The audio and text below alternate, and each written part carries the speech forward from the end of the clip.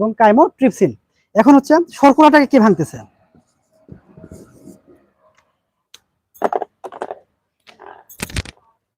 শর্করাটাকে কে ভাঙতেছে? দেখেন শর্করা, এই শর্করাটাকে ভাঙতেছে কে কে? দেখেন শর্করাকে ভাঙতেছে কে কে? একটা হচ্ছে কে, শর্করাটাকে আমরা কে কে ভাঙতেছে আমরা একটু দেখে নেই। অ্যামাইলেজ, অ্যামাইলেজ কিন্তু ভাঙে হচ্ছে সুক্রোজকে, অ্যামাইলেজ। দুই নাম হচ্ছে সুক্রেজ, মেল্টেজ। এরা কি করে? এরা কি করে?